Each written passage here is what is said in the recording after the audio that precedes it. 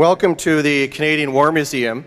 My name is Mark O'Neill, and I have the great privilege to be the Director General of this place. And also to welcome you here this morning for the unveiling of the recently restored Fordson emergency food van.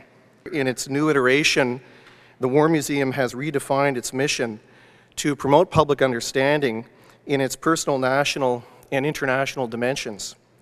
But what does that mean exactly? Quite simply, it's the story of the men and women who served in uniform, as well as the history of Canada as a result of our participation in various wars and conflicts. It's wonderful to be able to exhibit this vehicle here at the museum, as it speaks directly to the experience of civilians struggling to hold society together during a time of war. We're very proud of our partnership with the Friends of the Canadian War Museum, through which we've been able to ensure the preservation of this important artifact for all Canadians for generations to come. Fordson enthusiast Les Foster researched the history of the Fordson emergency food van. In his article, he reveals that in 1941, Henry and Edsel Ford decided to donate 450 emergency food vans to the people of Britain. This is the first of those vehicles, the actual first, and was inspected by the King and Queen on September the 16th, 1941. I'd ask General Leach and the friends who labored on this project to join us just over here.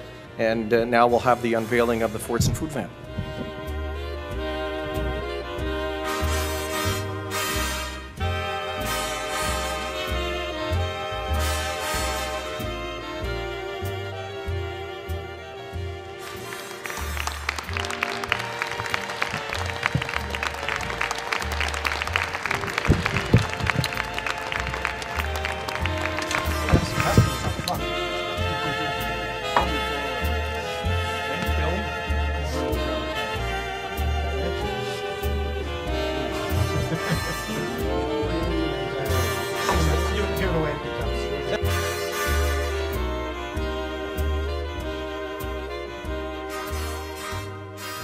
I think we realized, the Friends, when they became aware that this truck existed. It is the first truck in a rather large project early in the Second World War. And when you realize that you know the history of it, we assisted the War Museum in acquiring it.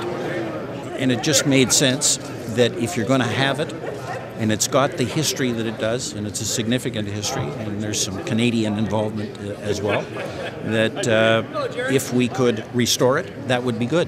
It's not a big warlike vehicle like you see around you, but if you talk to the people, and some of them are still alive, who were in the United Kingdom during that part of the Second World War, these little vehicles were very memorable and very welcome when they showed up. It was in very, very bad shape when it was acquired back in, I think, 1998, 99. The outer shell was not all there. There were doors missing. There were, the flaps that go up and down were bent and twisted. The inside of it was not as neat and tidy as it looks now. The engine, those are brand new tires.